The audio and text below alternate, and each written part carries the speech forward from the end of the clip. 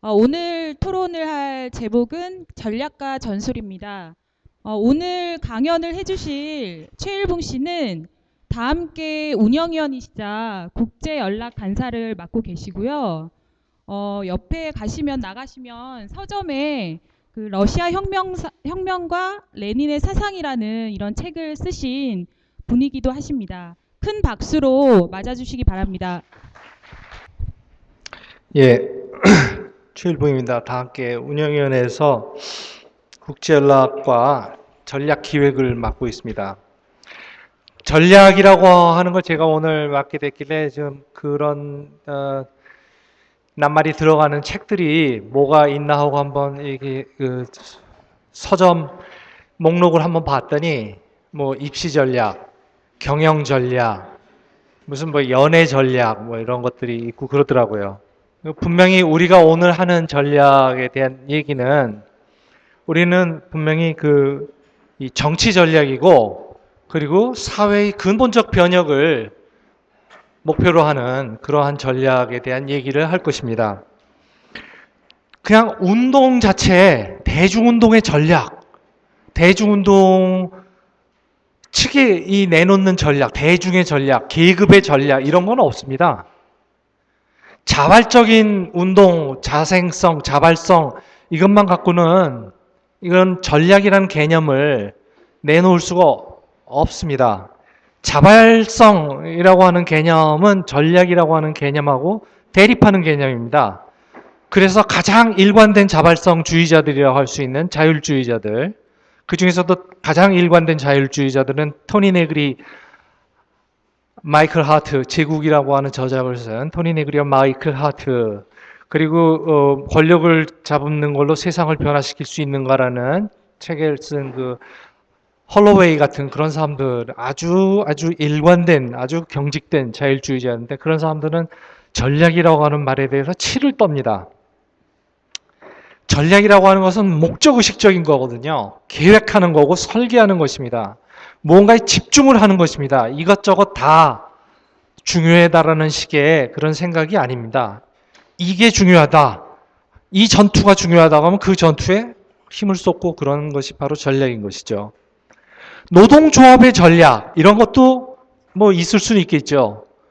그러나 노동조합의 전략이라는 건 아주 협소하게 이를 데 없습니다. 왜냐하면 사용자들의 공세로부터 노동자들의 근로조건, 임금을 포함한 근로조건을 지키고 노동력 판매의 조건을 놓고 사용자들하고 협상을 하는 것이기 때문에 그 노동조합의 전략이라고 하는 것은 그냥 정치적 전략이 되지 못하고 매우 협소한 것이죠. 전략이라고 할 만한 것도 못 됩니다.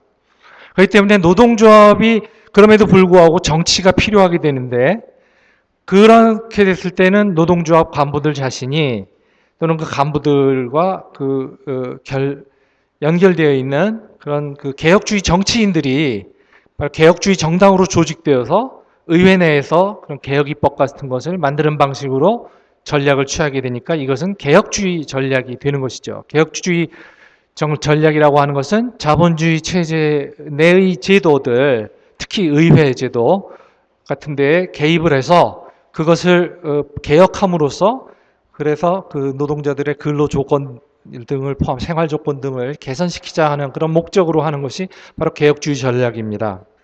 우리는 그런 것이 아니라 사회의 근본적인 변혁에 대해서 지금 얘기하고자 합니다. 따라서 사회주의자들의 전략에 대해서 얘기를 저는 하고자 합니다. 그리고 그 이론적 토대는 마르크스주의 이론이 되겠죠. 이 사회주의자들의 전략의 첫 번째 출발점은 조직으로 뭉쳐야 한다는 것입니다. 지금 제가 오늘 얘기를 하는 것에 만약에 다 듣고 이 집회가 상당히 만족스럽다고 생각하시는 분은 다 함께 가입을 하시는 것이 일관된 것일 거라고 저는 생각을 합니다. 트로츠키가 그런 예를 들었습니다. 자기가 인생을 통틀어서 항상 계속 반복되는 일이 있는데 젊었을 때 청년 시절에 5명의 노동자들이 있었는데 그 중에 한 명은 아주 골수 우익적인 그런 보수적인 노동자였고 또 한 명은 여성 차별에도 반대해, 유대인 혐오, 그 엔티세미티즘에 대해서도 반대해, 뭐 그 인종 차별에 대해서 반대해, 뭐 종교 차별, 그때 러시아 정교회가 아닌 다른 기독교나 다른 종교들에 대해서 차별하는 그런 거에 대해서도 반대해. 아주 그 거의 사회주의자들하고 별로 다르지 않은 그런 아주 그 이 투쟁적인 한 명이 있었고, 나머지 세 명은 그 중간에서 왔다 갔다 하면 했고, 상황에 따라서는 이쪽 우파적인 노동자의 입장을 지지를 하기도 하고, 상황에 따라서는 그 아주 그 전투적인 투쟁적인 노동자의 입장을 지지하기도 하는 그런 식으로 이렇게 됐다. 그러면서 이것이 바로 이제 노동계급 의식의 불균등성을 보여주는 사례다.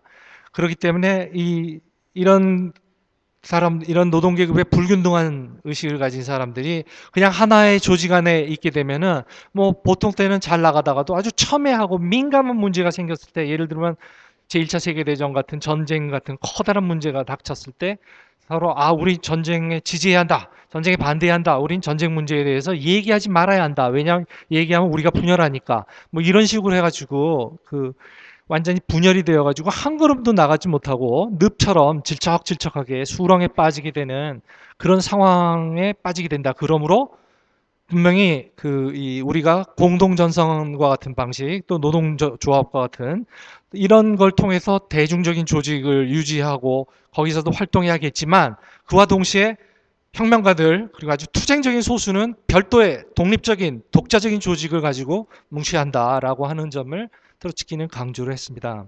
그리고 이것 레닌 당 이론의 핵심이기도 하죠. 바로 이것이 출발점입니다. 우리의. 이것이 출발이 되지 않으면 전략과 전술에 대한 얘기들이라고 하면 말짱황이 돼버려요. 왜냐하면 무언가 그걸 갖다가 실행을 하려고 그럴 때 완전히 마비가 돼버리고 말기 때문이죠. 두 번째 출발점, 두 번째 전략과 전술의 문제는 이 이데올로기의 문제입니다. 전략과 전술 문제를 이데올로기의 문제, 정치적 주장의 문제, 선전선동이라고 불리우는 그런 문제하고 그렇게 따로 떼어내 가지고 얘기를 할 수가 없습니다. 이 이데올로기라고 하는 것은 대의 명분을 제공을 하고 사기를 진작시키는 그런 효과를 내죠. 올리버 크로멜이 16세기 중엽에 영국 혁명에서, 청교도 혁명이라고 불리는 혁명에서 신형군, 뉴 모델 아미라고 하는 그런 신형군이라고 하는 군대를 별도로 조직을 했었는데, 이 군대를 처음 조직할 때 그 대의 명분을 굉장히 중시하고, 대의 명분은 사실 청교도 사상이에요. 아주 당시로서는 보훈건적 사상에 비하면 급진적인 그 청교도 정신을 중시하는 그런 평민 출신자들로 군 간부들을 구성을 해서 거기에서부터 사병들을 모집을 해가지고 그 신형군을 조직을 했던 것이 성공적이었던 것입니다. 셰익스피어는 이런 말도 했어요. 자신의 싸움에 정당성을 부여하는 자는 3배로 무장한 것이나 다름없다. 나폴레옹도 여기에 대해서 이런 말을, 이데올로기의 중요성에 대해서 이렇게 얘기했습니다. 물량을 1이라고 한다면은 정신은 3이다. 특히 전투력이 열세한 상황에서는 병사들의 사기가 중요한 구실을 한다. 이렇게 나폴레옹은 얘기를 했습니다. 부패한 정부가 강력한 군대를 가질 수 없는 이유가 바로 이거죠. 완전히 위에서부터 썩어 빠진 것들이 도저히 이 사병들을 제대로 진두지휘할 수 없는 것입니다. 자, 전략과 전술의 이제 세 번째 사항으로 넘어가기로 했습니다. 그 의미에 대해서 좀 얘기를 해보기로 하겠습니다. 전략과 전술을 아까도 제가 말했듯이 사회주의자들이, 근본적 변혁을 바라는 사회주의자들이, 마르크스주의 이론을 수용하는 사람들이 이 전략과 전술이라고 하는 말을 채택을 했을 때, 그거는 군사적인 용어를 빌어다 쓴 거였습니다. 엥겔스와 레닌과 그리고 이 트로츠키 세 명은 모두 클라우제비츠라고 하는 이 군사 전략가를 굉장히 존중을 했었습니다. 엥겔스는 1848에서 49년까지의 유럽 혁명 동안에 직접 시민군에 참가를 해서 스스로 전투를 하고 돌아다녔기 때문에 그의 별명이 장군이라는 별명을 가지기도 했었어요. 한편 트로츠키는 제1차 세계대전 중에 그 조그마한 또그 1차 세계대전 내의 조그마한 전쟁인 발칸반도 전쟁에서 그는 종군 기자를 하면서 직접 몇 년 동안 그 전투들을 취재를 해서 직접 그는 그 전투에 대한 경험을 쌓았습니다. 그래서 그가 이 러시아 혁명, 10월 혁명 때 무장 봉기를 지도한 그 지도자였었고, 그리고 10월 혁명이 성공한 후에는 러시아의 국방장관이라고 할 수 있는 국방장관이자 군 최고 사령관이라고 할 수 있는 적군 사령관을 했었고, 그래서 그리고 군사적인 저작만 해도 제가 본 것만 이렇게 읽지는 다 못했지만 요약판만 읽었지만 5권이나 되는 두꺼운 책에 해당하는 분량을 저술을 하고 그랬었죠. 아주 이 전략과 전술에 대해서 능한 사람들입니다. 이 사람들이 클라우제비츠의 그 개념을 상당히 존중을 했었었는데, 클라우제비츠 책은 상당히 읽기는 어려워요. 굉장히 그 직접 운동 경험, 전투 경험이 많고 그런 사람들이 만 읽으실 수가 있을 텐데, 가볍게 좀, 왜냐하면 칸트 철학에 대한 얘기들이 너무 많아가지고 그래가지고 좀 그 까다로운 데가 있는데, 그 최근에 지만지 고전 천줄이라고 하는 그런 문고판 내는 곳에서 축약을 해가지고 알기 쉽게 좀 번역을 해갖고 낸 게 있으니까 읽고 싶은 사람들은 그 축약본을 읽으시는 것도 좋겠습니다. 전쟁 잠깐만요.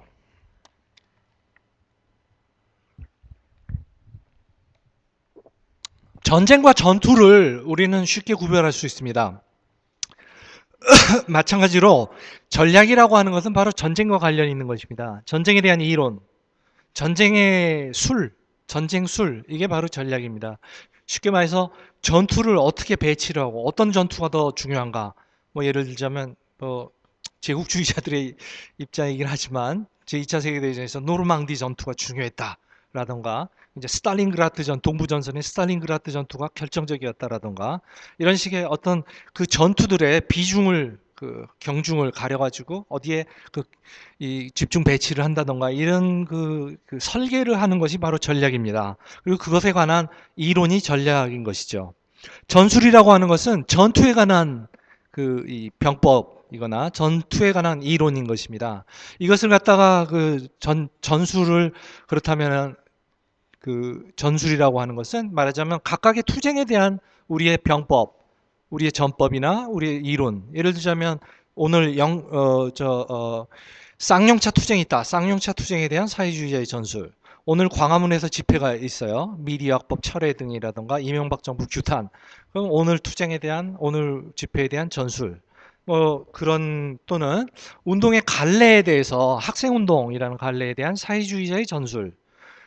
노동조합 운동에 대한 사회주의자의 전술. 민주노동당이라고 하는 개혁주의 정치운동이 있는데 그 민주노동당에 대한 사회주의자의 전술, 이렇게 얘기를 할 수가 있는 거겠죠. 또 의회와 선거에 대해서 우리 사회주의자는 전술. 그러나 개혁주의자들은 의회라고 하는 게 전략이 되겠죠. 그들에게는 의회가 가장 중요하고 거의 전부이다시피 하니까 개혁주의자들에게는 의회가 전략이고 선거가 전략인데 반해서 우리에게는, 혁명적 사회주의자들에게는 의회나 사회는 전술이 되겠죠. 또 중요한 특정인에 대해서도 우리는 전술을 얘기할 수 있습니다. 민주노동당 이정희 의원에 대한 전술.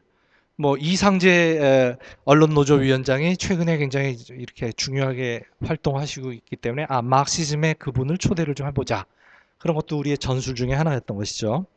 자, 전략과 전술에 관해서 그 다음 사항으로 넘어가기로 하겠습니다.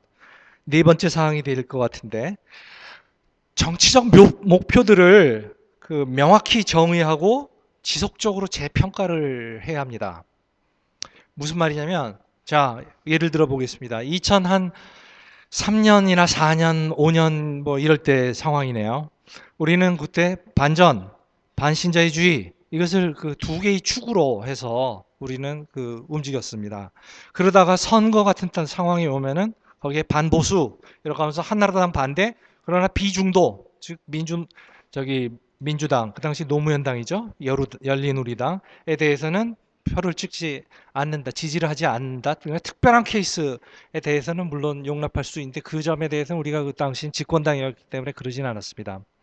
하여튼 반신자유주의 하면서 때때로 반보수라고 하는 걸 하기도 하고, 또 노동자 투쟁이 또 떠오르던 2003년 말 같은 상황에서는 노동자 투쟁 이런 것을 갖다가 노동조합 투쟁인데 정확히 말하면 조직 노동자 투쟁을 갖다가 그 우리의 전략 안에다가 넣고 그것이 별로 그것이 별로 활성화되지 않을 때는 그것을 전략에서 뺐습니다. 또 지난해 2008년의 상황을 예를 들자면 당연히 촛불 때는 우리는 모든 전략이든 전술이든 다 촛불 운동 자체에 그냥 집중이 됐었는데 9월 달이 되자 그 금융 공황이 터졌죠. 9월 중순에. 그러면서 뭐 완전히 그 경제 위기가 세계를 엄습했을 때 우리는 이데올로기 투쟁의 중요성을 강조를 하면서 조직 내에서 선전, 교육 이것을 강조를 하면서 이렇게 전략에서 약간 하나를 더 추가를 더 했습니다. 강조점을.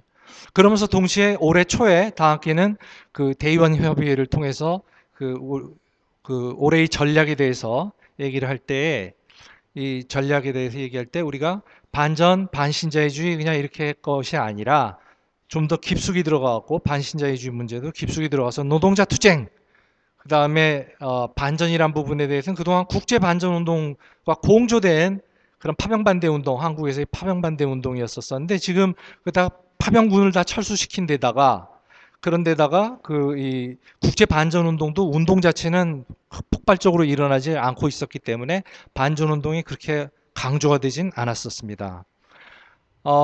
그 대신에 학생 운동을 우리는 좀 새롭게 강조를 했었는데 아직은 불발 상태로 있는 것 같아요. 그래서 이걸 평가를 우리가 올해 말쯤, 내년 초에 대의원 협의회를 또 할 텐데 평가를 해보고 학생 운동은 지난해 우리가 중요하게 떠오를 거라고 예상을 했었는데 떠오르지 않았다. 그러면 우리가 잘못 예측했다라고 자기 반성, 자기 비판을 하면서 전략을 수정하든지 아니면 그래도 한 해를 더 두고 보자 이런 식으로 해봐야겠죠. 그런 식으로 우리는 전략과 전술에 대해서 계속 재평가를 해봐야 합니다. 민주노동당에 대해서도 우리는 분당 사태가 일어났을 때 민주노동당에 얼마나 힘을 실을 것인가 그에 대해서 우리는 이제 힘을 좀 많이 빼겠다. 당원증을 가지는 것 정도로만 우리는 하겠다. 가맹 상태로만 그 안에서 적극적으로 활동하고 선전하고 그러기보다는 가맹을 해두는 어필리에이트를 해두는 정도로만 우리는 이렇게 해두겠다 이런 식으로 해서 또 우리는 했습니다. 그걸 해주지 않는다면 굉장히 많은 것을 까먹을 수가 있고 너무 많은 일들에 치이다 보면은 개념이 모호할 수가 있어요. 예를 들면 공투본이라고 하는 기구가 있습니다. PD 좌파들의 약간 노동조합주의, 전투적 노동조합주의, 노동자주의라고 보통 그러는데 세계적인 용어로는 노동자주의적인 그런 단체들의 기구가 있습니다. 그 단체들의 우리 당학계도 참가를 하고 우리 당학계 그 파견 대표자 거기에 파견돼 있는 분이 그 단체의 대표 중에 한 분이기도 합니다. 근데 그 단체 그 기구에 우리가 참가를 할 때 분명하게 그 자리매김을 어떻게 했냐면 올 초에 대의원 회의에서 뭐라고 분명히 자리매김을 하냐면 여기는 이 노동조합 투쟁에서 어떤 전국적인 위상으로 떠오를 그런 전망은 별로 없다. 왜냐하면 이 노동조합에서는 노동조합 고위 상근 간부들이 바로 이런 경향이 아니거든요. NL 경향 아니면은 그 온건 PD, 우파적 PD 경향의 말하자면 민주노총 용어로 국민파와 중앙파 자주파 이런 분들이 이 고위 상근 간부들을 차지하고 있기 때문에 이런 이 급진적인 좌파, 전투적인 그런 좌파들이 민주노총 전체의 그 전국적 노동조합 운동을 지도할 가능성은 별로 없고 우리가 여기에 개입을 하는 이유는 이 어떤 개별 노동자들 투쟁 같은 것이 있을 때 굉장히 거기에서는 노동자 투쟁이라는 특별한 성격 때문에 이 정치적으로는 굉장히 좀 종파적인 노동 조합 지도자나 노동조합 이 투사일지라도 노동조합 투쟁 속에서는 자기의 그 종파적 정치를 갖다가 많이 약화를 시키고 희석을 시키고 그냥 전투적 노동조합주의자로서 이 자신을 제시를 하는 그런 경향이 있기 때문에 상당히 종파적인 그런 그 좌익일지라도 노동조합 운동에서는 굉장히 빼어난 리더로서 떠오를 수가 있다. 그렇기 때문에 우리가 좀 다소간 종파적인 경향이 있는 그런 그런 조직들의 결집체일지라도 여기에 우린 참가를 한다. 이렇게 결정을 했었습니다. 그랬었는데 하는 사이에 점점 거기에 거기에 우리 파견자로 가 있는 분이 많이 착각을 하게 된 거예요. 그래가지고 이 기구의 다른 사람들이 동료들이 이 기구를 갖다가 민주노동당이나 진보신당과 경쟁하는 어떤 정치적 이 조직체로서 정치단체로서 이렇게 자리매김을 하려고 내지는 그렇게 몰아가려고 하는 거에 본인 자신도 이렇게 살살살살 이 모르는 사이에 부지불식간에 녹아들기도 했던 거죠. 그런가 하면 뭐 그 단체가 뭔가 굉장히 또 다른 거나 되느냐 또 다른 착각도 하고 그래서 우리가 거기서 잠시 멈추고 우리가 처음에 이 단체의 위상을 어떻게 매겼는가를 분명히 생각해 보자라고 제가 그렇게 얘기하고 우린 토론을 다시 했었습니다. 자, 그다음 내 전략과 전술에 관한 이 5번째 사항, 전략이 우위에 있다. 전투에서 패배하더라도 전쟁에서 이기는 게 중요하다라는 겁니다. 전쟁과 전투를 우리는 쉽게 구별한다고 아까 얘기를 했죠. 이라크 상황을 두고 몇 년 전에 미군의 고위 장성이 이렇게 말했습니다.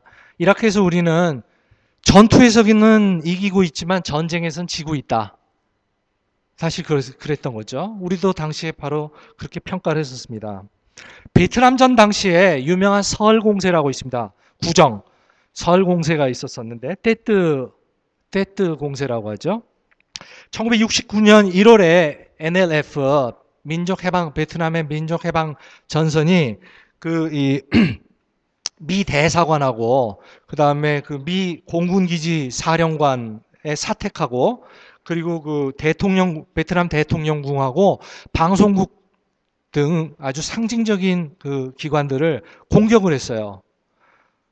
그리고 잠시 점거까지 했었어요. 그리고 몇 시간 만에 퇴출당했죠. 축출당했어요. 이 군사작전 자체는 실패였어요.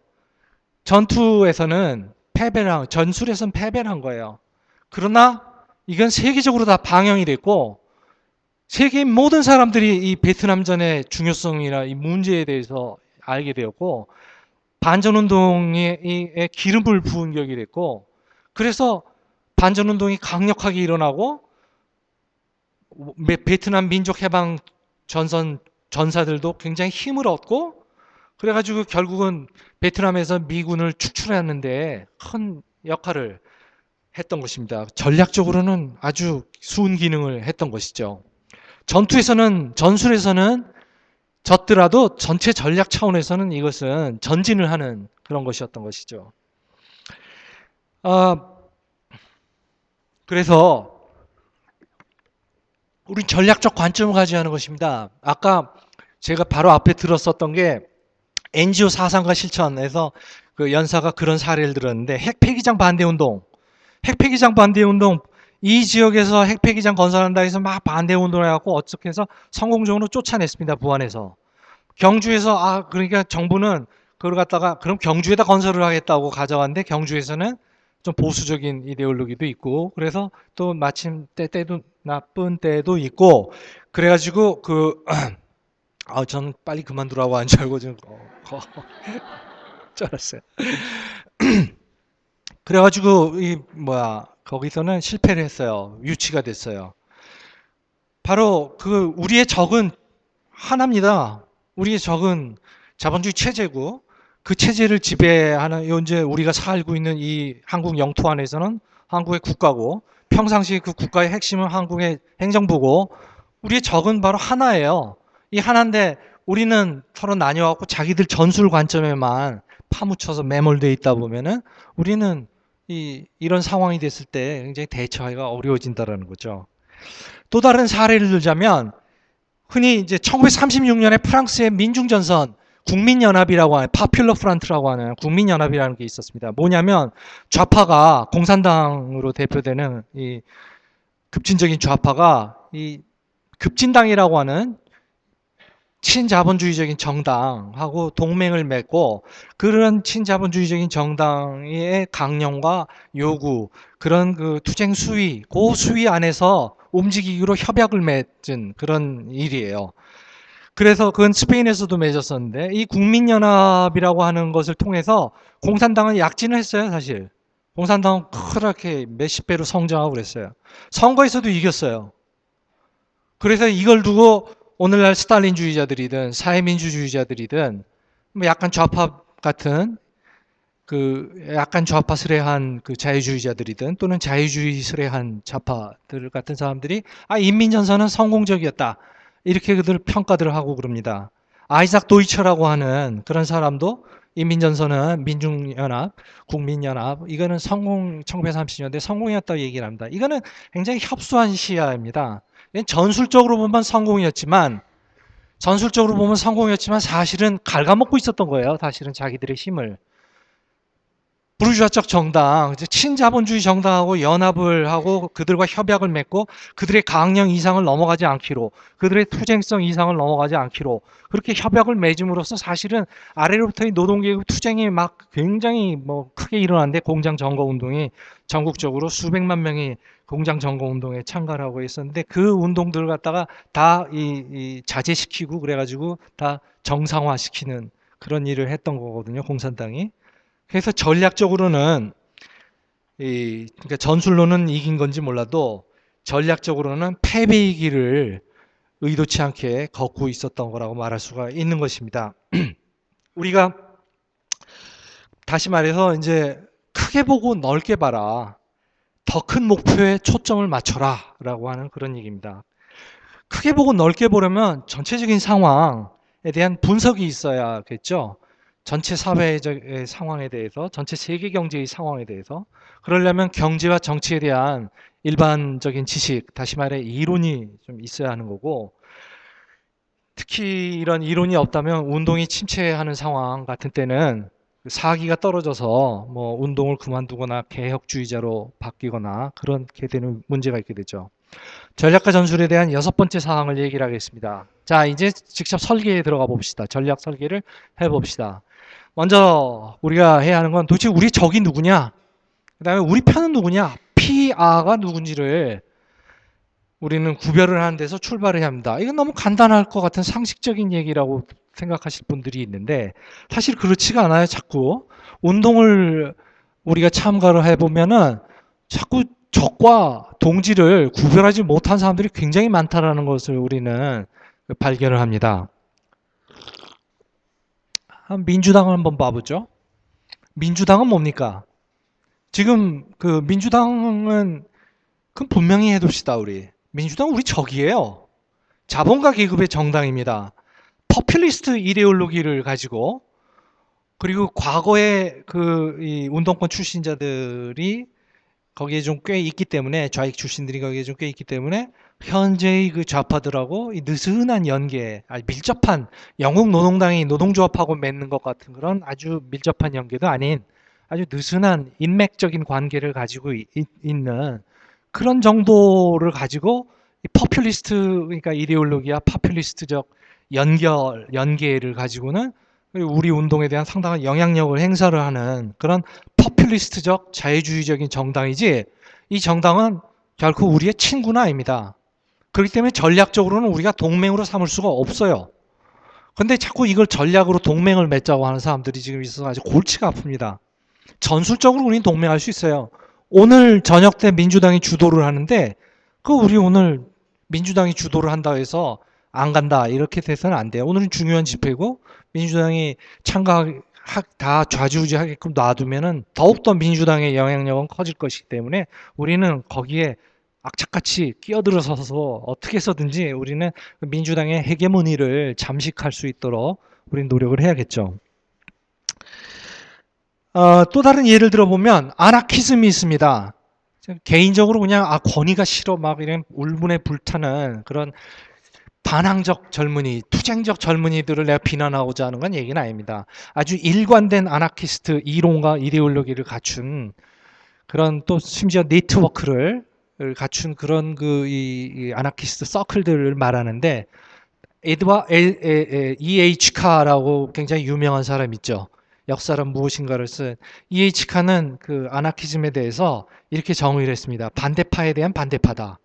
즉 아나키스트들은 우리의 적과 맞서서 싸우는 이 반대파들, 지금 이 이명박 정권과 자본가들과 이런 우파 보수 정치인들, 이들이 우리의 적인데 이 자들과 맞서 싸우는 우리 진영을 오히려 주되게 공격하는 그런 반대파이 반대파다라고 그게 아나키스트들의 그 역할이었었습니다. 이 사람들은 아주 그냥 그 착각을 굉장히 많이 하고 있고, 이 아나키스트들 중에 가장 일관된 아나키스트들, 그리고 가장 효과적인 아나키스트들이, 왜냐하면 막스의 이름으로, 막스를 부정하면서도 사실 막스의 이름으로 활동을 하기 때문에 가장 효과적인 아나키스트들이 자율주의자들인데, 이런 사람들은 운동 내에서 오히려 예를 들자면 지난해 광우병 그러니까 지난해 촛불 운동이 대규모로 벌어지고 있을 때 이 촛불 운동의 지도부인 광우병 대책회의를 비판하는데 오히려 더 주력을 했었습니다. 물론 광우병 대책회의는 비판받을 바가 많기도 하죠. 하지만 그럼에도 불구하고 또 광우병 대책회의가 하는 일을 지지해야 할 측면들도 있습니다. 그리고 지지를 해야만 또 우리는 운동에 새롭게 참가하는 사람들과 접촉을 할 수 있고, 그 속에서 우리의 영향력을 건설을 할 수가 있는 것인데, 그저 그냥 공격하는 데만, 완전히 적처럼 공격하는 데만 몰두하는 그런 사람들이 있었죠. 또 다른 사례를 들겠습니다. 정체성 정치라는 그런 정체성 정치 입장을 가진 그런 운동 중에서 급진주의적 페미니즘이 있습니다. 제가 이렇게 투쟁적인 여성 운동을 반대하는 사람은 절대 아닙니다. 제가 페미니즘이라고 해서 특정 여성 운동 내 한 갈래인 건데, 사실 가장 주된 갈래이긴 하지만, 마르크스주의자들도 옛날에는 여성 운동의 가장 주된 관례였습니다. 100년 전에는. 그러나 어쨌든 지금은 그 급진적 페미니즘이 그 여성 운동의 그 상당히 주요한 관례 중에 하나인데, 여기는 남자는 다 적인 것처럼 취급을 해버립니다. 그러다 보니까 여성은 또 다 동맹인 것처럼 착각 내지는 심지어 의식적으로까지 그렇게도 생각을 하게 돼요. 그러다 보니까 어떤 일까지 벌어졌냐면, 몇 년 전에 그 박근혜를 한겨레 신문에, 박보근인가 누구 그 내 이름이 잠깐 까먹었는데, 맞죠? 예. 최보근. 예. 그분이 박근혜를 지지하겠다라고 하는 그런 그 입장까지 내놓는 그런 그 착각까지 막 가게 된 거죠. 막 그리고 이제 NGO들이 그 정부에 들어가서 정부에 막 포섭되다 보니까 이제는 완전히 자신이 대표하겠다라고 하는 평범한 여성들하고의 입장이 완전히 대립적인 입장이 돼버리는 그런 처지까지 가게 되고, 그런 그 상황도 우리가 그 면밀하게 봐야 하는 거죠.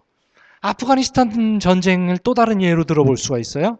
아프가니스탄 전쟁 때 제가 반전운동체 안에서 아주 머리가 그냥 하루에도 흰머리가 몇십 개씩 났는데, 웬관이 여기에 그 참여연대라는 NGO 단체들이 이 뭐야 탈레반이나 미 제국주의나 다 똑같다라는 양비론의 입장을 취하는 바람에 아주 그냥 그 정말로 힘들었었습니다. 지금도 사실 아프가니스탄 반대 운동이 대규모로 일어나지 않는 데에는 바로 이런 원인이 있는 거죠. 탈레반이나 미 제국주의나 똑같다. 이거는 굉장히 큰 착각입니다. 탈레반이 지독히 그 혐오스러운 자들인 건 분명하지만, 그래서 만약에 이 미국을 쫓아내고 난 다음에 탈레반이 집권할 가능성도 적지 않지만, 그렇다 하더라도 그들이 미치는 영향력이라고 하는 건 아프가니스탄에 살고 있는 그 수백만 주민일 거예요. 그들에게는 나쁜 영향을 미치겠죠. 그들에게는 안타까운 일이에요. 그러나 미 제국주의가 패배를 한다면 세계의 수십억의 평범한 대중에게는 큰 전진인 것입니다. 베트남 신드롬, 베트남 증후군이라고 하는 말이 나왔던 것처럼, 미 제국주의가 패배를 했을 때는 굉장히 미 제국주의가 다른 나라에 개입을 하기가 굉장히 어렵게 되는 것이죠. 그렇기 때문에 우리는 지금 탈레반이 어떤 작자들이냐라고 하는 것에 관계없이 우리는 미 제국주의가 패배를 하기를 우리는 바라야 하는 것이고, 그렇기 때문에 미국에 반대하는 운동을 건설하는 것이 전술적으로 반전운동의 전술에서 뿐만 아니라 전체 전략에게도 그런 전술이 유리하다라는 것이죠. 그다음에 이제 마지막 한 가지 예를 들자면, 민주노동당과 진보신당에 대해서 완전히 마치 적이나 되는 것처럼 그 또 공격을 하는 초자파적인 종파들이 또 꽤 있습니다. 물론 민주노동당이나 진보신당은 비판받을 바가 많은 개혁주의 정당입니다. 여러 가지 한계가 많고 약점이 많고, 그래서 다 함께 신문을 보면 뭐 비판에 대해서 전혀 조금씩도 우리는 눈치 보지 않고 비판합니다. 그럼에도 불구하고 우리가 이들이 이 우파 세력이라던가 아니면은 민주당 같은 중도 자유주의 파퓰리스트 세력들하고 이 대립하게 될 때 우리는 분명하게 이 민주노동당이나, 제가 민주당이라고 그랬나요? 민주노동당을 말했어요. 민주노동당과 진보신당을 지지해야죠. 예를 들어 울산 북구에서 조승수 씨가 나왔었죠. 올 5월 초에 지방자치 선거에서 조승수 씨가 나왔습니다. 조승수 씨는 민주노동당 분당 사태 때, 지난해 초에 분당 사태 때 조선일보에다까지 글을 써가면서 막 이 좌파들을 비난을 하고 했었던 그런 사람입니다. 매우 정말 저는 그 사람 생각을 하면 갑자기 먹던 밥도 잘 안 넘어가기도 할 정도로 기분이 나쁘지만, 그러나 그 사람보다는 그 사람이 울산 북구에서 한나라당 후보하고 붙었을 때 우리는 조승수 씨한테 우리는 표를 던져야 하는 것입니다. 그러나 안타깝게도 산호준 같은 그런 단체라던가 무슨 손호철, 거기하고 연관을 가진 지식인 손호철 교수 같은 분들은 무슨 후보 단일화 협상 과정에 모든 것이 실종이 돼버린 별 의미가 없는 선거였다라는 식으로 헛소리나 늘어놓았던 것이죠. 우리는 이런 헛소리를 늘어놓아서는 안 되는 것입니다. 분명하게 우리는 당학계는 투표를 해라. 그러나 이 사람 분명히 국가보안법에 대해서 문제가 많은 사람이고, 고종석 논설위원 같은 자유주의자조차도 저기 한국일보 논설에서 아니 도대체 좌파를 자처하는 사람, 진보를 자처하는 사람이 어떻게 조선일보에다가 글을 찍찍 조선일보 마음에 드는 글이나 쓰고 참 채신머리 없는 짓거리 한다고 이렇게 점잖게 그 꼬집은 적이 있거든요. 그래서 그 얘기를 우리도 쓰면서 비판적 지지를 했던 것이죠. 그 다음에 7번째 사항으로 넘어갔습니다. 적군과 아군에 대한 분석과 평가를 해야 합니다. 적은 무엇을 왜 하려는가 하고 물어야 돼요. 언제나.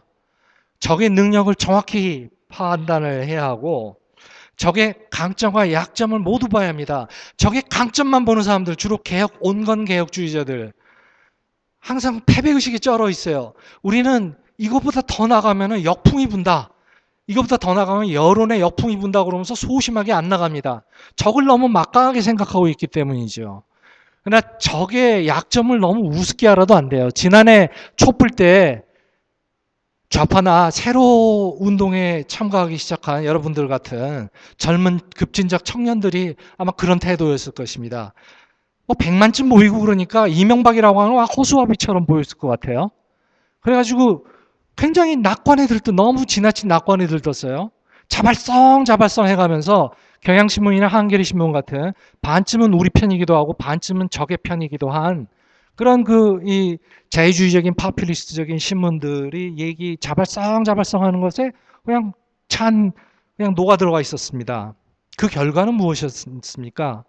그 결과는 우리가 광우병 대책위원회가 제대로 된 입장을 취하도록 하는 것을 막았고, 즉 그때 광우병 대책위가 분명히 노동자 투쟁을 호소하도록 만들었어야 하는데 우리 좌파들이 굉장히 그때 노력했죠. 근데 그런 거에 대한 얘기도 없었고, 이명박 정권 자체가 우리의 친구가나 무슨 뭐가 아니다. 우리가 설득 대상이 아니다. 얘는 독재까지는 안 돼. 얘는 하여튼 그 권위주의적인 탄압을 앞으로 계속 밀고 가라. 이고 얘하고는 같은 지붕에서 못 산다라고 막 우리가 얘기를 했는데, 그냥 그걸 겁나 죽겠네. 언제 알려주실 거죠? 네. 충분히 남은 것 같기도 하고. 그 당시에 과제들이 있었습니다. 의지를 확장해야 한다. 노동자들이 투쟁을 해야 한다. 특히 파업 투쟁을 해야 한다. 꼭 정치 파업일 필요는 없다. 각자 자신들의 그 임금, 근로조건 등을 놓고, 그러나 동시에 파업하면 그것이 정치 파업의 효과를 내는 것이다. 그 다음에 이명박 정부에 대해서 무슨 설득할 수 있다. 그에게 후원계를 할 수 있다는 따위의 환상을 그만두고 이명박 물러나라라고 하는 그런 이 메시지를 이명박한테 전달해라.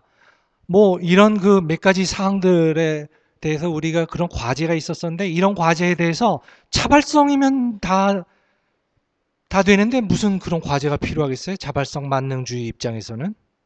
그래 놓으니까 적의 약점에 대해서 제대로 판단하지 못한 채 지나치게 도취감에 빠진 나머지, 그래서 기회를 지난번에는 놓치고 말았던 것이죠.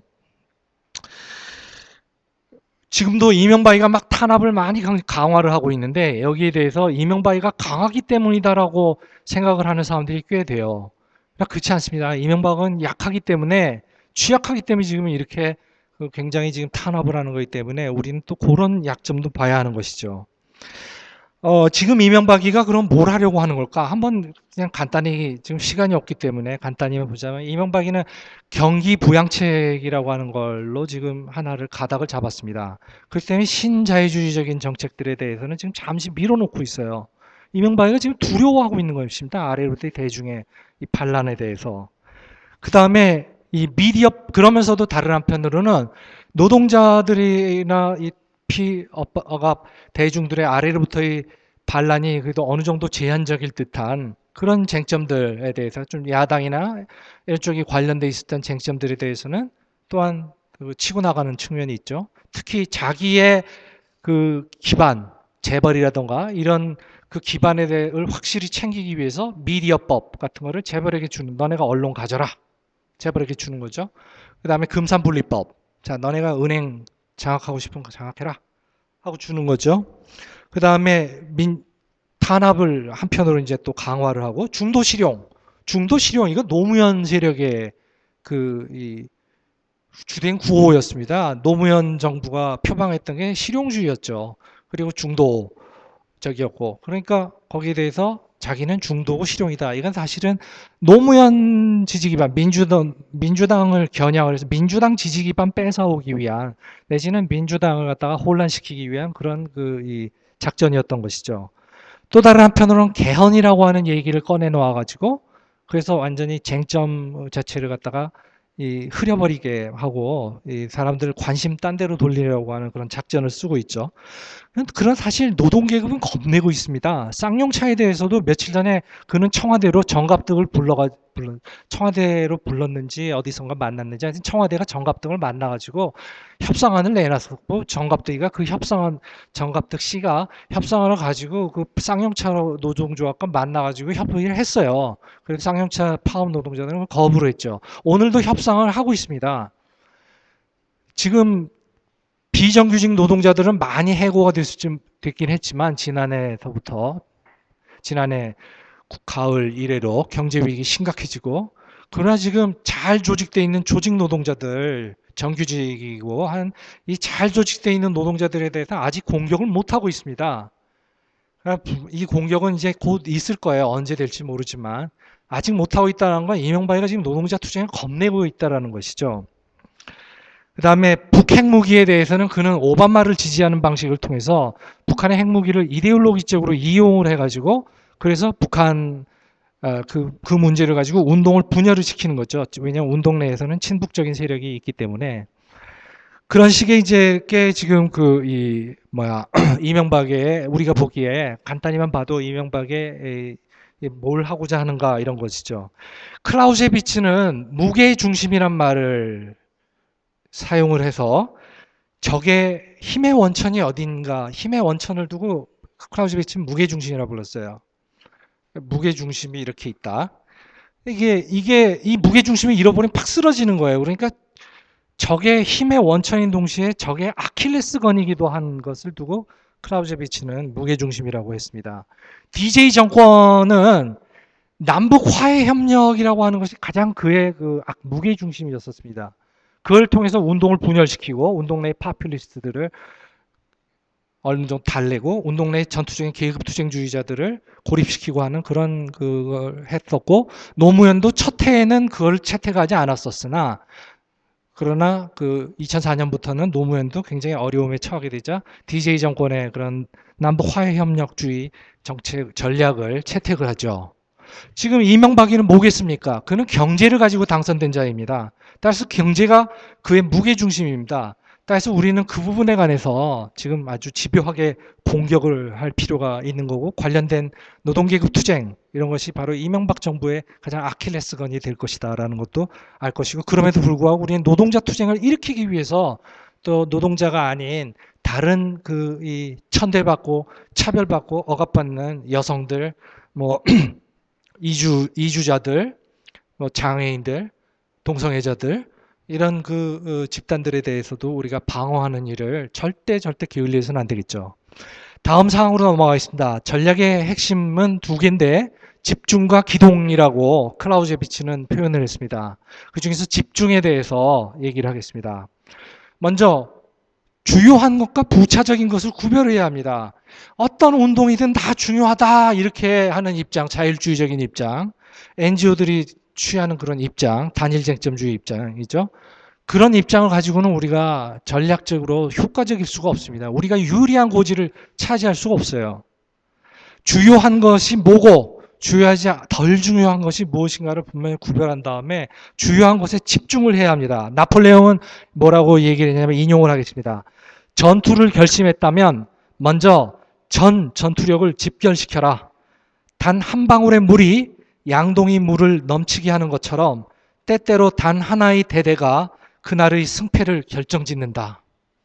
바로 그런 전투가 어떨 때는 있는 것입니다. 그런 전투 하나를 결정적으로 이 승리를 하면은 전체적인 그 정치적 이데올로기적인 지형이 불리했던 지형이 유리한 지형으로 바뀌기도 하고 유리했던 지형이 불리한 지형으로 바뀌기도 하는 그런 상황이었던 것이죠. 우리가 올 초에 올해 4월 달쯤에 이제 7월 달에는 틀림없이 미디어법 관련한 투쟁과 그 다음에 그 쌍용차 투쟁 이것을 중심으로 될 것이다라고 다함께는 그렇게 보고는 거기에 이렇게 투쟁 전략을 했습니다. 지금 미디어법 투쟁이 지금 비록 국회에서 통과되는 바람에 약간 좀 사람들의 좀 사기를 꺾어놓은 측면이 있죠. 이거를 지금 그럼에도 불구하고 이거는 우리가 계속 싸울 여지가 있습니다. 저들이 법을 어겨서 가면서까지도 그런 짓을 했기 때문에 계속 싸움을 해서 우리가 뒤집어 나가고 승리를 할 수 있는 그런 그 전술적인 여지가 있는데 그러려면은 지금 쌍용차 투쟁이 이겨야 돼요. 그래야지 쌍용차 투쟁이 이기하면 전략적으로 유리한 고지에 있어야만 이 전술 미디어법을 갖다 다시 되돌려 놓는 투쟁에서 결정적인 고지를 점하게 되는 거죠. 만약에 우리가 쌍용차 투쟁에서 진다거나 지지는 않더라도 뭔가 거기서 어설프게 타협으로 끝나버리고 해서 힘이 빠지게 되면 이 미디어법 관련해서 적의 역습이 다시 되는 그런 것 상황도 좀 더 쉬워질 것입니다. 클라우제비치는 이 집중에 대해서 이렇게 얘기를 하고 있습니다. 인용을 하겠습니다. 힘의 집중을 유지하는 것보다 더 중요하고 더 간단한 전략 원칙은 없다. 첫째 원칙은 간단히 말하면 고도의 집중력을 갖고 행동하라는 것이다. 자, 다음번으로 넘어가겠습니다. 전략 전술에 관한 두 번째 사항인데 기동에 관한 것입니다. 앞서도 말했듯이 집중과 기동 중에서 기동, 아주 기동성이 있어야 하는 것입니다.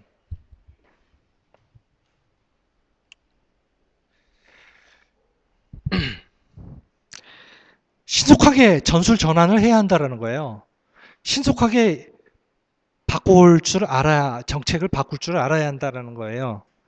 예를 들어 봅시다. 예를 들기 전에. 그러니까 말하자면 과거에 잘 먹혔던 방식을 그대로 채택하려고 하지 말라라는 거죠. 관성적 사고를 배격해라. 그런 얘기입니다. 저는 이걸 굉장히 강조를 합니다. 흔한 속담이 격언이 이런 말 있죠. 실패는 성공의 어머니다. 저는 그 반대로 훨씬 더 강조합니다. 성공은 실패의 어머니다. 무엇을 성공했을 때 자꾸 그 다음번에 자꾸 그게 성공했으니까 그거대로 가려고 하는 그런 관성 같은 게 굉장히 있게, 특히 좌파들은 그런 관성이 특히 강하죠. 우리를 포함해서. 클라우제비치가 드는 예를 하나 또 제가 들어보겠습니다. 1806년에 프로이센 장군, 지금 독일의 전신이죠.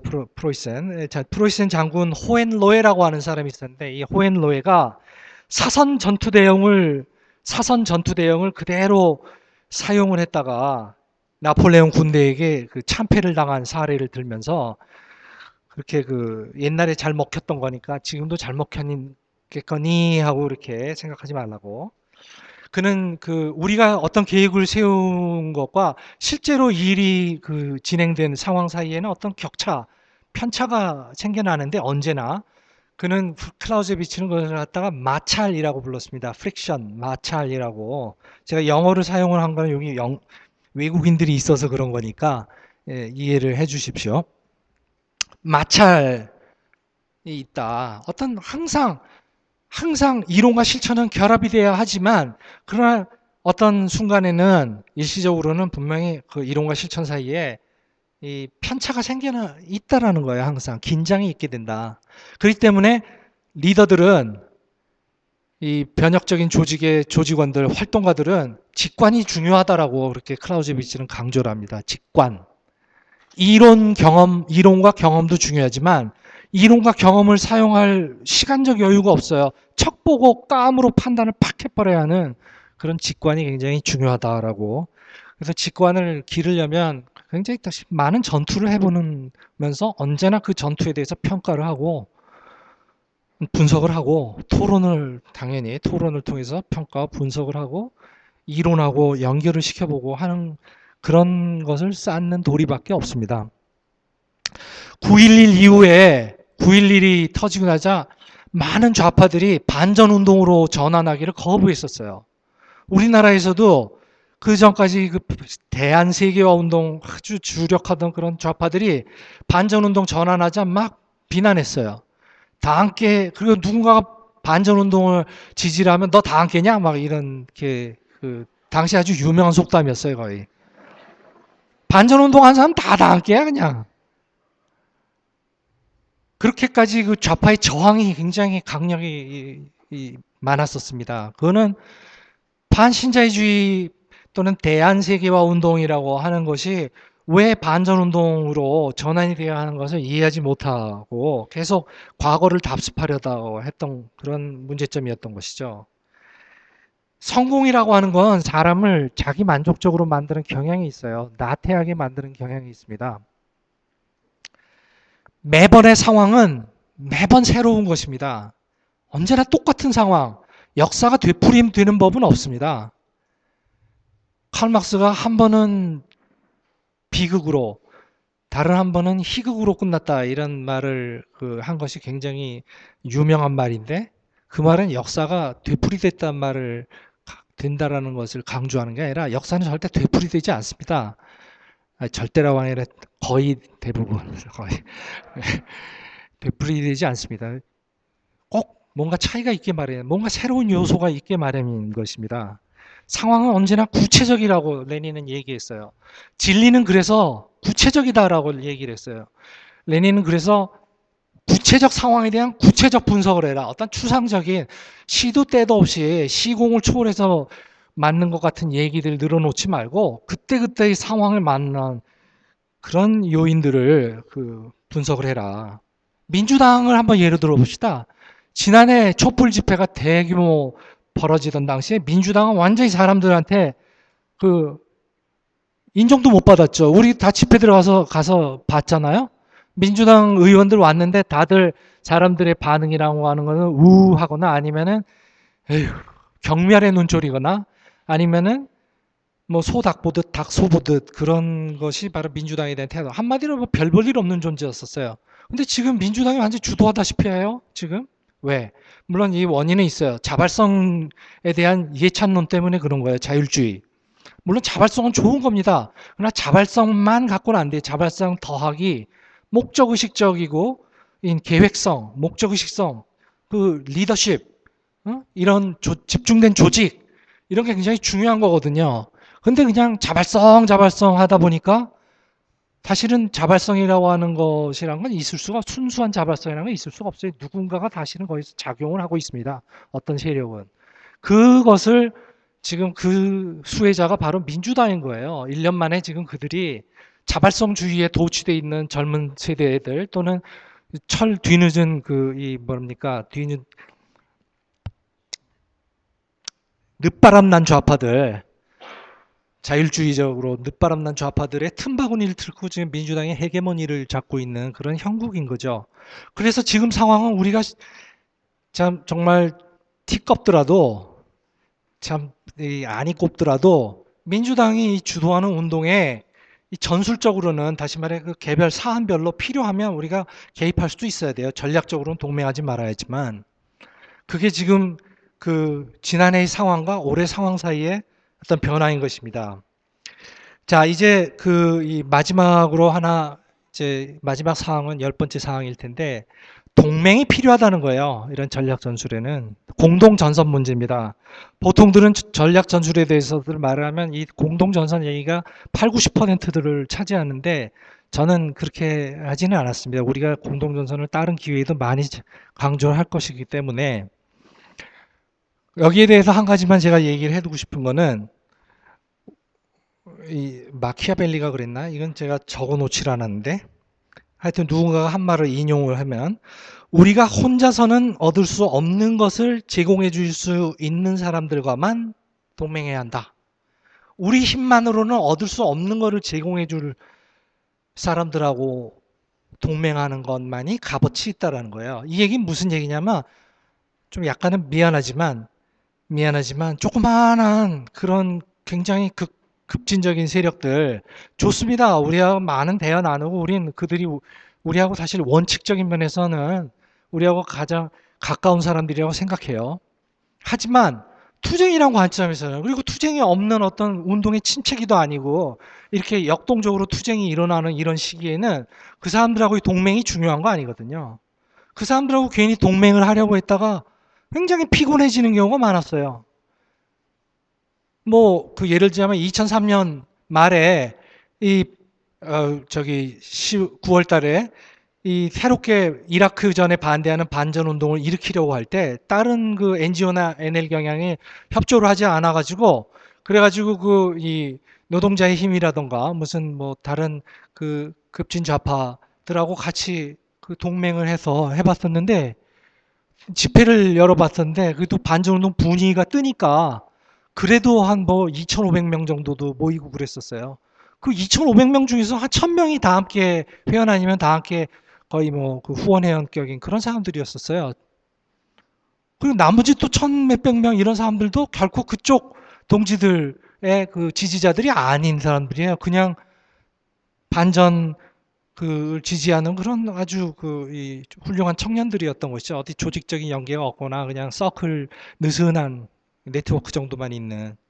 따라서 우리는 거기로부터 별 그 득을 얻지도 못했거니와 심지어 이제 파병 반대 국민행동이 그 해 10월에 떴는데 그 상황에서는 오히려 우리가 파병 반대 국민행동에 이번에는 힘을 실는 것이 전술적으로 필요한 상황이었는데 발목을 잡는 역할을 했어요. 그 급진좌파들이. 그래서 되게 논쟁을 격심하게 해야만 했었죠.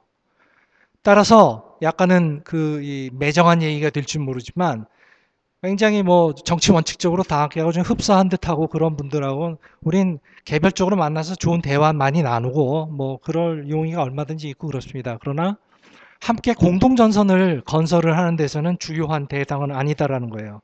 공동전선은 믿지 못할 자들하고 해야 하는 게 공동전선이에요. 믿지 못할 자들에게 달라붙어 갖고 그 사람들을 지지하는 사람들을 우리 편으로 끌어당기기 위해서 공동전선을 하는 것이지 믿을 만한 사람들, 신뢰할 만한 세력이 한다면 우리 공동전선 괜시 할 필요 없어요. 잘하게 놔두면 박수 치면 되지 뭐. 따라서 공동전선에 대해서 제가 얘기하고 싶은 것은 우리 좌파들이 특히 경계해야 하는 것인데 믿지 못할 되게 온건하고 개혁주의적이고 그런 분들하고 우리는 해야 한다. 신경질이 나도 해야 하고 그 협력적으로 해야 하고 그러나 그럼에도 불구하고 비판을 할 필요가 있으면 건설적인 비판을 해야 하고 그런 식으로 운동을 건설해야 한다는 거죠.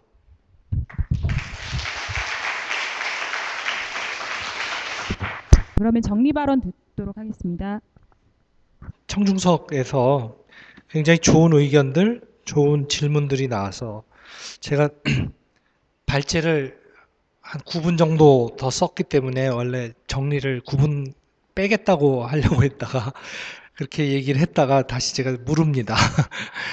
예, 되물리고 있어요. 좋은 얘기들이 많았는데요. 첫째 우선 뭐부터 얘기를 해야 할까? 우선 순서에 관계없이 한 분이 나오셔서 투쟁력이 지금 세대가 약해졌다? 옛날에 비해서? 그런 뜻으로 얘기하신 듯한데 저는 그렇게 생각하지 않습니다. 저는 지금 바로 그 100만이 전국적으로 모인 그게 바로 지난해였어요. 서울에서만 70만 명이었어요. 6월 항쟁 때 서울에서 70만 명 모이지 않았었습니다. 6월 항쟁의 승리를 한 6.29 이후에 그 7월 5일이었죠, 제 기억에.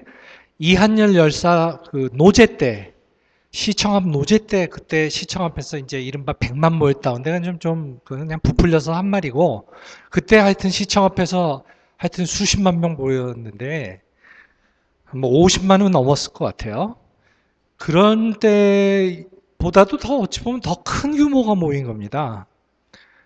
그래서 저는 그런 데다가 저는 이 젊은 청년들이 무슨 6월 항쟁 때는 무슨 스탈린주의 이데올로기이긴 했어도 어쨌든 그래서 결함이 많은 이론과 이데올로기이긴 했어도 혁명적 좌파들이었거든요. 6월 항쟁 때는. 그런 사람들이 막 화염병 던지고 막 싸웠었는데 그런 사람들이 좀 부족하긴 했었죠. 숫자가 지금은. 그래서 이제 항쟁에 좀 약간 한계가 있었던 거긴 합니다.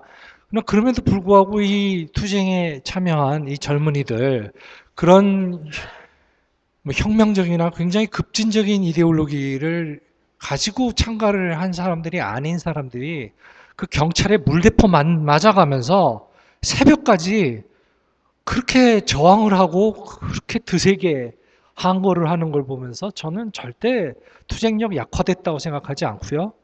지금 굉장히 탄압 때문에 그리고 경제 위기가 굉장히 심각한 게 닥쳐가지고 이데올로기적으로 혼란스럽고 지금 그 우파도 지금 그런 상황을 이용을 하고 있고 등 그런 문제들 때문에 약간 좀 어수선한 그런 상황이지만 그러나 결코 저는 그 조금치도 지난해에 비해서도 투쟁력이 약화되지 않았다고 보고요. 아까 그 다른 한 동지가 나이도 얼마 돼 보이지 않은데 전술과 전략에 대해서 아주 구체적 사례를 들어가면서 우리가 전략적으로 결코 불리한 고지에 있지 않다라고 실증을 하셨는데 전적으로 그 사례 동의합니다. 바로 촛불 그때 우리가 원하는 걸 얻지는 못했을지 몰라도 우리는 전략적으로 완전히 성큼 몇십 걸음을 전진을 한 그런 그 상황이라고 저는 봅니다. 그리고 그와 관련해서 지난해처럼 그렇게 자발성이 충만할 때는 자발성을 얘기하는 것은 뒷꽁무니를 쫓는 것밖에 안 돼요. 지금처럼 오히려 자발성이 지난해보다는 그렇게 충만해 보이지 않는 상황, 겉보기로 그래 밑에서 부글부글 지금 끓으면서 뭔가 지금 재편이 되고 있는 상황의 초기라고 보는데 이런 상황에서 오히려 자발성을 강조를 하고 우리 다 함께 지금 마크시즘 때 보면 아래로부터의 투쟁 얼마나 강조합니까? 위에서의 제도권 개혁 이런 걸 강조하기보다도 뭐 그런 일들도 필요는 하겠지만 선거 같은 거라도 뭐 참가도 하고 그래야겠지만 그런 걸 지금 강조하기보다 분명히 우리는 계속해서 지금 마크시즘이 며칠 동안 아래로부터의 대중 투쟁을 강조하고 있지 않습니까? 이렇게 그 뭔가 현 상황에서 부족한 이것을 강조를 하는 것, 레닌은 이것을 두고 막대기 구부리기라고 불렀었는데 또는 실종된 고리다라고 그렇게 불렀었는데 이것을 강조하는 게 맞는 거지. 자발성이 지나쳐 충만한 상황에서 자발성 하고 있는 그거는 의도가 불순하거나 뒷공문을 쫓는 것밖에 안 된다. 그 다음에 두 번째는요, 전략전술의 개념에 대해서인데, 제가 아까도 얘기했지만 어떤 개별적인 투쟁, 구체적 투쟁들에 대해서는 우리가 그게 다 전술인 거죠. 근데 또 이렇게 운동의 갈래, 학생운동, 노동조합 이런 거 사례를 들었잖아요. 제가 민주노동당, 뭐 진보신당 이런 사례들을 개혁주의 정치운동, 진보정치운동 그런 부문운동들, 각종 또 부문 여성운동에 대한 사회주의자의 전술, 환경운동에 대한 사회주의자의 전술, NGO 운동에 대한 전술 이런 게 다 전술이죠. 근데 이 전술의 대상인 그 운동들은 또 다양한 쟁점을 가지고 활동들을 하거든요. 민주노동당의 입장에서 보면 한 쟁점이 아니라 수많은 쟁점을 가지고 민주노동당은 그 의회 개입을 하지 않습니까? 진보신당도 마찬가지고 그렇기 때문에 그 민주노동당의 입장에서 보면 그거는 전략이겠죠. 근데 우리가 민주노동당에 대한 것만 얘기를 하자면 전술인 거예요. 그러니까 전술 속에 전략이 있는 거죠. 형식 논리로는 아니 전술은 좁고 이렇게 가느다라거나 아니면 국대 이렇게 부분인데 그리고 전략은 커다란 전체라고 그러고 넓은 거라고 그러는데 어떻게 좁은 것 속에 또는 부분 속에 전체가 들어가 있지? 이렇게 생각하는 건 형식 논리고 실제 현실에서는 이런 변증법적인 상황이 가능한 것이죠. 양동이 아까 사례든 것에 대해서도 얘기를 했었는데 그 사례를 다시 나폴레옹 말인데 인용을 하면 전투를 결심했다면 먼저 전 전투력을 집결시켜라. 단 한 방울의 물이 양동이 물을 넘치게 하는 것처럼 때때로 단 하나의 대대가 그날의 승리를 결정짓는다. 그 전투 자체만 놓고 보면 전술이에요. 그러나 그 전투에서 승리를 하면 예컨대 노르망디 전투에서 승리를 했기 때문에 2차 세계대전에 이기는데 크게 성큼 전진할 수 있었던 거예요. 알려지지 않았지만 사실 스탈린그라드 전투가 훨씬 더 중요한 전투였어요. 서방 세계, 유럽, 서유럽, 서부 전선에서는 노르망디 전투가 제일 중요했지만 동부 전선은 스탈린그라드 전투가 제일 중요했고 사실 전선을 통해서 보면 이 스탈린그라드 전투가 제일 중요한 전투였었는데 소련인만 2천만 명이 죽었어요. 이 한 전투에서. 이 스탈린그라드 전투와 노르망디 전투 같은 그 전투에 대한 거는 자체는 전술이겠죠. 그러나 그 전투들이 승리를 함으로써 전체 2차 세계대전이라는 그 전쟁에서 이쪽이 진영이 연합 진영이 제가 연합 진영 편을 들어서 그 예를 드는 건 아닙니다. 근데 어쨌든 그렇다 파시스트 편은 아니고 하여튼 그건 좀 복잡한 다른 얘기인데 어쨌든 그 연합군의 진영이 좀 유리한 그런 상황, 전략적으로 유리한 고지를 정하게 된 거죠. 제 설명이 충분했습니까? 그 다음에 그 전략과 전술의 구분하면서 전략의 우위 아주 잘 논증해 주셨고요. 제가 아까 시간 때문에 발제 중에 들지 못한 사례는 전략과 전술을 구분하는 것 하면서 전략의 우위를 얘기를 했었는데 그 우위가 전술을 그저 전술의 독자성이 없이 전략에다 종속되게 만드는 뜻은 아닙니다. 전술이 독자적인 가치가 있는 거예요. 예를 들어 봅시다. 노무현 탄핵 반대, 노무현 탄핵이라고 하는 사건이 벌어졌어요. 그러면은 사회주의자들은 전략이란 관점에서만 보면 우린 노무현 정권 반대였습니다. 다들 다른 사회주의자들도 마찬가지였죠. 그러나 그렇다고 해서 노무현 반대니까 노무현이가 탄핵당한 거 그대로 놔둬야 한다. 이거는 대부분의 당학계를 제외한 모든 좌파들이 다 그런 입장이었었어요. 그건 대단히 미련한 입장입니다. 노무현을 탄핵시키면 누가 전국의 주도권을 잡겠습니까? 바로 우익 아닙니까? 한나라당과 우익들. 그럼 그들이 완전히 지금과 같은 그러니까 이명박이가 집권한 것 같은 상황이 바로 그때 2004년에 4년 앞서서 벌어졌을 텐데 그 2004년부터 2008년 동안 좌파들이 여러 가지로 결집하면서 좀 더 지금보다는 덜 탄압적인 상황에서 유리한 그 정치 활동을 할 수 있는 조건을 누리지 못했겠죠. 그렇기 때문에 그 2004년 이후의 상황, 전개된 상황을 보면 뭐 노무현 퇴진 막 이런 구호도 막 나오고 2000 탄핵 이후에 여름에 반전운동 관련해서요. 막 그런 걸 보면은 운동이 오히려 전진, 그리고 또 바로 탄핵 그 사태 직후에 그 선거가 있었는데 민주당, 아니, 자꾸 민주당이라, 그러니까 여루당 뿐만 아니라 민주노동당도 굉장히 전진하지 않았습니까? 바로 이런 상황을 보면 운동이 전진하는데 다시 말해 전략적으로 유리한 고지를 점거하는 데서 그 노무현 탄핵 반대라고 하는 그 문제를 둘러싼 그 전술이 중요했다라는 걸 알 수 있지 않습니까? 따라서 전략의 우위를 얘기하지만 그것이 기계적으로 모두 다 전략에 종속돼야 한다. 전술은 그런 뜻은 아니에요. 그런 독자적 가치도 있으니까 판단을 해서 해야 한다는 거죠. 그 다음에 아나키스트들은 적인가 친구인가? 우선 아나키스트들은 그 아나키스트들의 숫자만큼 아나키즘의 종류가 많다라는 사실에 좀 저는 일단 좀 주의를 환기시키고 싶습니다. 완전히 굉장히 우익적인 아나키스트들도 있고 그래요.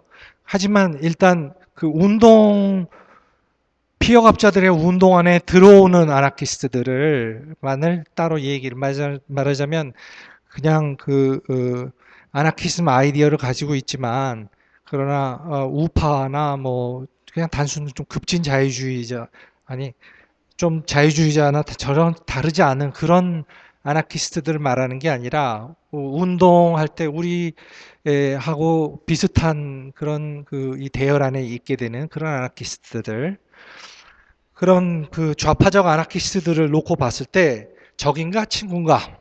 당연히 친구죠. 당연히 친구입니다. 어, 왜 친구냐? 목적을 같이 해요. 그 사람들은 그 국가가 없는 세상에 살고 싶어 하는데 우리 그 사회주의자들도 계급 없는 사회, 따라서 계급이 없으니까 국가가 없는 사회, 계급 없고 국가 없고 따라서 착취 없고 억압 없는 사회를 우리는 염원합니다. 따라서 그들과 목적이 같아요. 우리와 이상이 같아요. 다만 그들은 그 동지들은 그 동지들은 이 수단 문제를 고려하지 않죠. 수단 문제에 대해서 우리는 그런 목적을 성취를 하기 위해서 이 집중된 조직이나 권위를 운동 내에서 권위를 행사할 수 있어야 하는데, 다시 말해 파업 행동 이런 권위가 있어야 하지 않습니까? 지도부를 뽑아서 그 지도부가 어떻게 해야 한다라고 하는 그런 입장에서 우리가 지지를 해줘야 하는 거 아니에요? 특별히 잘못된 게 아니라면.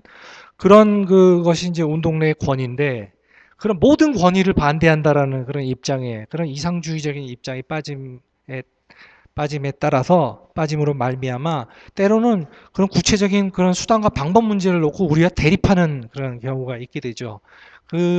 그렇더라도 그거는 우리와 그 의견 대립일 뿐이지 우리가 적으로서 대립한, 우리가 한나라당이나 재벌 정주 아니야 죽었지. 그래서 뭐 이런 인간들, 이건희 같은 인간들하고 적대적으로 대립한다는 의미에서 우리의 적은 전혀 아니다. 우리의 친구인데 참 그 이 의견 사사건건 반대를 하는 그런 좀 독특한 친구다. 그렇게 저는 보고 있고요. 그 다음에 그 목표와 수단의 관계인가 전략 전술이 그건 아니라고 봅니다. 물론 그 이 전략과 전술 자체가 목표와 수단이라고 볼 수 있지만 또 그 이 전략 안에도 목표와 수단이 있는 거고 전술 안에도 목표와 수단이 있는 거죠. 뭐 쌍용차 파업 투쟁을 이기기 위해서 어떤 수단이 필요한가? 쌍용차 투쟁이라 승리가 목적이라면 그것을 위한 수단은 뭔가? 공장 점거를 해야 한다. 공장 점거만 갖고 안 돼요. 왜냐하면 천 몇백 명밖에 지금 많이 탄압 때문에 한 700명밖에 그 공장 안에 없거든요. 600 몇십 명이죠. 그 숫자 규모가 작기 때문에 그 숫자만 갖고는 이길 수가 없어요. 그렇기 때문에 굉장히 연대가 필요한 거죠. 연대가 필요할 뿐만 아니라 경찰력을 분산시키기 위해서 다른 공장들에서 같이 연대 파업을 해주는 것이 가장 효과적인 수단이에요. 전술적 수단인 거죠. 그런 것을 우리는 주장을 하고 있는 걸로 저는 알고 있습니다. 우리 당학계는 하고 있죠. 레프트 21. 거기 우리 친화적인 사람들이 거기 기자를 하는데 하는지 모르겠어요. 어쨌든 할 거라고 생각하고요. 일단 그런 게 이 전술에 대한 전술 나름의 또 수단이 있고 전술에 따른 목표가 있고 그런 거죠. 김산이 아나키스트였다고는 저는 생각하지 않습니다. 김산이 그 부당하게 마오쩌둥주의적 이 스탈린주의자들에게 처형당했는데 김산은 그 중국 공산당에 입당한 사람이었거든요. 아나키스트라면 당에 입당 안 하죠. 그렇기 때문에 저는 김산이 아나키스트라고 얘기하는 거는 아나키스트들 측에서 아나키스트들은 자꾸 아전 인수를 많이 하는 경향이 있어요. 시애틀 전투도 아나키스트들의 전투고 모두 아나키스트고 모두 아나키스트들이 다 한 거라고 이렇게 얘기를 하는데 그렇지 않습니다. 세계적으로 아나키스트들이 주도했던 운동은 몇 안 돼요. 1930년대에 그 스페인 내전에서 아나키스트들이 CNT, 전국 노동자 연맹이라는 데가 주도를 했었고 조직으로서의 아나키즘이라고 하는 건 이 1930년대에 특히 스페인에서 존재했었던 것 말고는 조직으로서의 아나키스트보다는 대개 아나키스트는 개인들로서 또는 개인들의 느슨한 네트워크로서 존재를 하지, 조그만한 느슨한 네트워크지 단단한 조직으로서 존재한 적은 그거밖에 없습니다. 그 김사는 어쨌든 당에 중국 공산당에 가입을 했던 사람이고, 거기에 마오주의자들에 의해서 부당하게 처형을 당했고 그런 사람이기 때문에 어쨌든 그는 아나키스트는 아니다. 조지 오웰도 아나키스트 아닙니다. 조지 오웰은 스페인의 뿜 당원이었어요. 뿜 파르티 파르티 오브레로 우니타 마르시스타, 그러니까 마르크스주의적 통일 노동자당이라고 하는 그런 이름의 당이 있었어요. 뿜이라고 불렀는데 줄여서 그 뿜이라고 하는 당의 당원으로서 그는 스페인 내전에 참가를 한 거였거든요. 그리고 영국 노동당 당원이었었어요. 영국에 있었을 때는. 따라서 그는 이 아나키스트가 아니었다. 오히려 그는 트로츠키주의자하고에 좀 더 가까웠던 사람입니다. 카탈로니아 참가라고 민음사에서 번역돼 나온 책이 있으니까 그 하미지 투 카탈로니아라고 하는 그 책을 읽어보시면은 아주 기가 막히게 재밌는 책인데 그가 결코 아나키스트가 아니었다라는 걸 알 수 있어요. 촘스키는 분명히 아나키스트입니다. 그렇지만 촘스키 우리 친구 아닙니까? 우리 다 함께가 초청까지 했었거든요. 오기로 했었는데 몸이 아프셔갖고 갑자기 오시기 전에 취소를 하셨었죠. 박홍규 교수님 아나키스트죠. 박홍규 교수님 저 좋아합니다. 박홍규 교수님이 쓴 눈물로 대한민국을 씁니다. 그것도 아주 좋아하는 책이고요. 그래서 저는 아나키스트는 제가 비판을 했지만 그 비판을 했다는 것이 제가 적대적으로 비판했다 하는 것은 아닙니다.